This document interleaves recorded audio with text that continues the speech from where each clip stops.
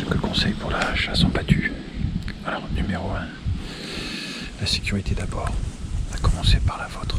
Ça veut dire que si vous utilisez la climbing platform, il n'y a pas de chasse tant que vous n'êtes pas en poste avec tout verrouillé. Ça veut dire accroché à l'arbre de façon sécurisée, potentiellement avec un double accrochage. Ça c'est numéro 1. Numéro 2, la plateforme avec la sangle mise en place et serrée.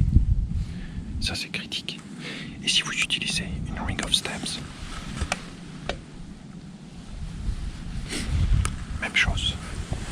Pas de chasse tant que la ring of step n'est pas mise en place. Donc ça c'est vraiment critique. Numéro 1, votre sécurité.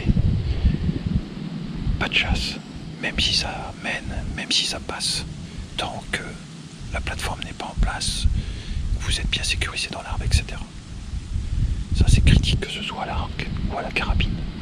Le point numéro 2, c'est la sécurité des autres. Là je viens de poser ma carabine pour faire la vidéo. Sinon en général je l'ai préparé ici, pointé le canon vers le bas. Mais pour ce type de chasse, moi je vous recommande de chasser avec des carabines à armement séparés. Comme ça, dès que vous avez besoin de bouger, vous mettez l'armure séparée, vous le désenclenchez. Et si la carabine devait tomber, à ce moment-là, normalement il n'y aura pas de problème. La meilleure façon d'avoir une carabine presque prête à l'emploi et être sûr, c'est de verrouiller la chambre à vide. Que ce soit une carabine à verrou, une semi-auto ou une carabine linéaire. Vous verrouillez la carabine à vide et ensuite vous pouvez mettre le magasin chargé.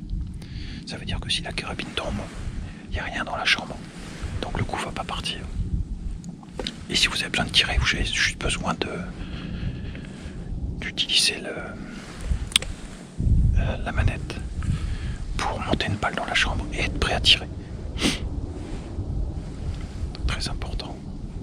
La sécurité, avant tout, ça commence par vous.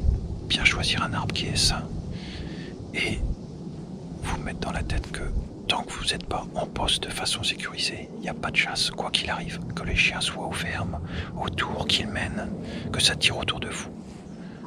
Peu importe. Tant que vous n'êtes pas sécurisé dans l'arbre et que la plateforme n'est pas sécurisée dans l'arbre, il n'y a pas de chasse, que ce soit à l'arc ou à la carabine. Et numéro 2, en particulier si vous chassez à la carabine, privilégiez les carabines à rameurs séparées et pas de balle dans la chambre. Quand vous êtes en train de bouger, de monter, descendre de l'arbre, vous avez d'autres choses. Ou potentiellement vous perdez le contrôle de la carabine avec le risque de chute. On ne veut pas qu'il y ait un coup qui parte. Voilà. Sécurité avant tout. La climbing platform permet d'avoir des tirs fichants. Tout à l'heure, il y a un sanglier qui est passé là-bas à 60 mètres. J'aurais pu le tirer potentiellement. J'étais pas mal fichant, mais bon, on est dans une chasse là, notamment pour former les jeunes. La limite de tir est à 10 ou 20 mètres quand on est au sol.